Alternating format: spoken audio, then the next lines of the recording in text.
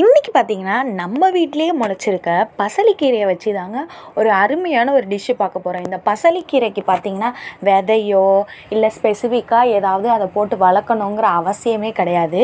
எப்போதுமே நீங்கள் வெளியிலேருந்து இப்போ கீரை வாங்கிட்டு வரீங்கன்னா அந்த கீரையெல்லாம் ஆஞ்சிட்டு அந்த தண்டை எப்போதும் போல் தூக்கி போடாமல் அதை கிடைச்ச இடத்துல ஏதாவது ஒரு ஸ்பேஸ் கொஞ்சமாக ஒரு இடம் இருந்தால் கூட அதில் கொஞ்சோண்டு இதை முளைக்க வச்சிட்டிங்கன்னா அப்படியே காடு மாதிரி ஆகிடுங்க.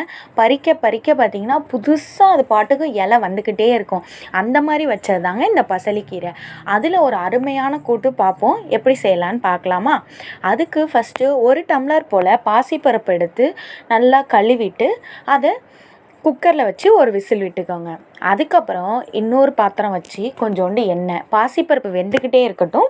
அதுக்குள்ளே நம்ம இதை கீரைக்கு தேவையானதை ரெடி பண்ணிவிடுவோம். கொஞ்சோண்டு எண்ணெய் ஊற்றி கடுகு பொரியட்டும். 2 ஸ்பூன் போல் கடுகு போட்டுக்கோங்க. கடுகு நல்லா பொரிய விடட்டும். எப்போதுமே கடுகு பொரியறப்போ கொஞ்சம் லைட்டாக சிம்மில் வச்சுக்கோங்க, இல்லைனா கடுகு கருவுன மாதிரி ஆகிடும். ஆல்ரெடி எப்போதுமே நம்ம சேனலில் சொன்ன மாதிரி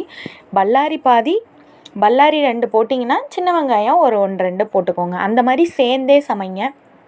அப்போ தான் டேஸ்ட்டும் நல்லாயிருக்கும். ப்ளஸ் இப்போ வெறும் பல்லாரி போட்டிங்கன்னா அது ஒரு மாதிரி இனிக்கிற மாதிரி இருக்கும் குழம்பு.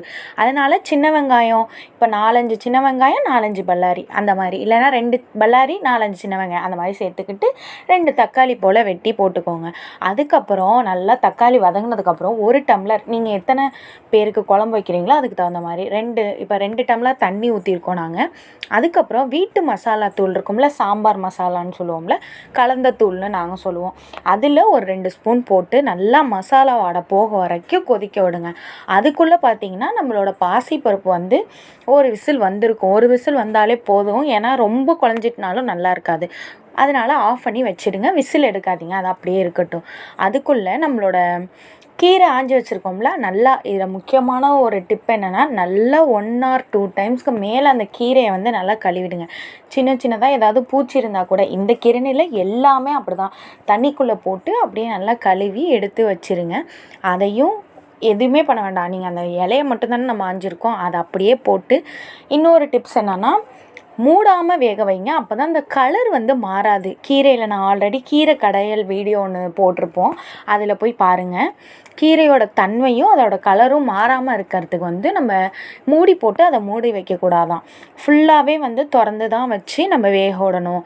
அதுக்கப்புறம் ஒரே ஒரு கைப்பிடி அளவுக்கு கல்லுப்பு, மோஸ்ட்லி குழம்புக்கெல்லாம் கல்லுப்பே சேர்த்துக்கலாம். இந்த வறுவலுக்கு மட்டும்தான் கொஞ்சோண்டு தூள் உப்பு அந்த மாதிரி சேர்த்துக்கோங்க.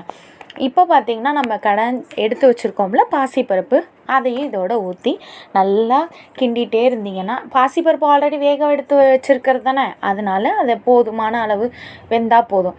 அதுக்கப்புறம் தேங்காய் ஒரு 1/2 மூடி போல், மோஸ்ட்லி தேங்காய் நிறையா இந்த கீரை சாறு, கீரை குழம்புக்கெல்லாம் கொஞ்சம் தேங்காய் நிறையாவே ஊற்றுனீங்கன்னா சூப்பராக இருக்கும். கொஞ்சோண்டு சோம்பு போட்டு அரைச்சி ஊற்றிட்டு ஒரு 2 கொதி தான். தேங்காய் ஊற்றினதுக்கப்புறம் ரொம்ப நேரம் கொதிக்கக்கூடாது. தேங்காய் நிறையா போட்டு இறக்குனீங்கன்னா அவ்வளோதாங்க, நம்ம பாசிப்பருப்பில் செஞ்ச குழம்பு ரெடி.